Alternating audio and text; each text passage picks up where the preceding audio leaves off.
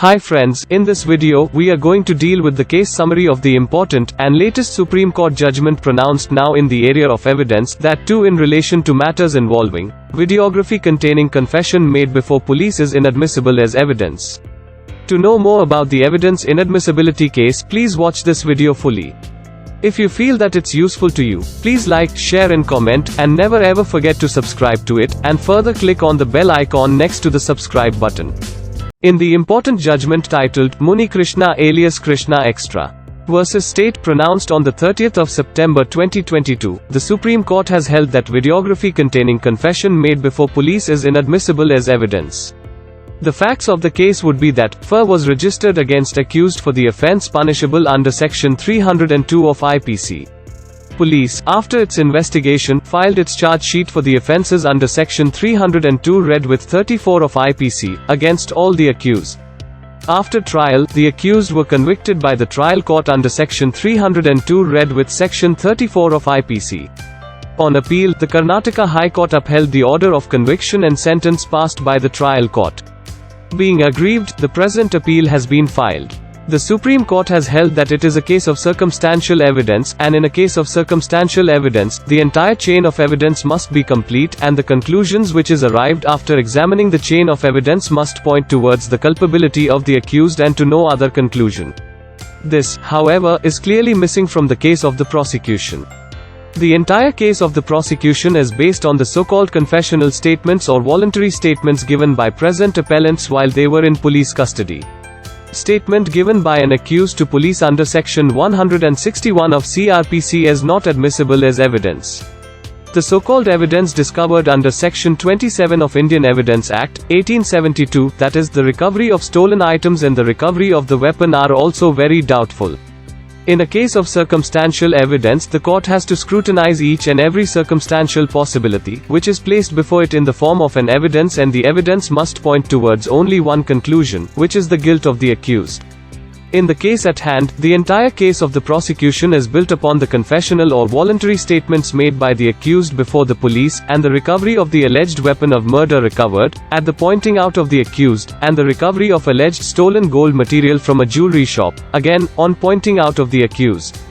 As per the police, all the accused were arrested from a school building on the 31st of January 2001 and formally arrested on the 1st of February 2001. They confessed to as many as 24 crimes committed by them.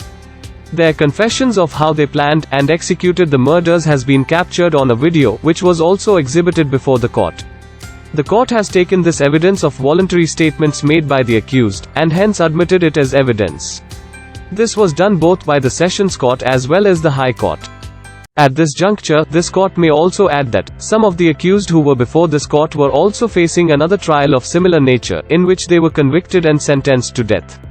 Thereafter, in appeal, their conviction was upheld, but the sentence was converted to life imprisonment by the High Court. They finally came before this court in appeal. The course of investigation and the appreciation of evidence by the trial court and the appellate court had taken a similar course, as they have in the present case. While hearing their criminal appeal numbers 1476 to 1477 of 2018 reported in 2022 SCC Online Supreme Court 765, this court made certain observations, which are equally relevant for the present case as well. This court must add that this court in its order allowed the above appeal, and set aside the order of the Sessions Judge as well as of the High Court, which placed its reliance almost completely on the statement made by the accused before the police under Section 161 of CRPC. This is exactly what has been done in the present case as well, and consequently, this too must meet the same fate. Indeed, it was also the case of the prosecution that the appellants belong to a gang which commits crime of this nature, and that the modus operandi is by and large the same in all cases. It was alleged that the appellants are involved in as many as 20 to 25 such cases. But what was given before the court was a chart giving description of offences, numbers, and sections under which such offences allegedly committed. No documents in the nature of charge sheet or any other proof was submitted. Therefore, this factor cannot be taken into account. This was also not taken into account by this court in the above order, while allowing the criminal appeal numbers 1476 to 1477 of 2018 as referred above. Ordinarily, this court does not interfere with concurrent findings of facts, as they are in the present case. But, then in the present case, it has become necessary to interfere with the findings for the reasons that, both the High Court as well as the Sessions Court ignored the well-established principles of criminal jurisprudences, and relied upon facts and evidences which are clearly inadmissible. The crime indeed was ghastly, to say the least. Yet, linking the crime to the present appellants is an exercise which was to be undertaken in the court of law under established principles of law. This has not been done. In view of the above, the order of the Sessions Judge and the High Court are hereby set aside. The appellants shall be released from jail, unless they are wanted in some other crime.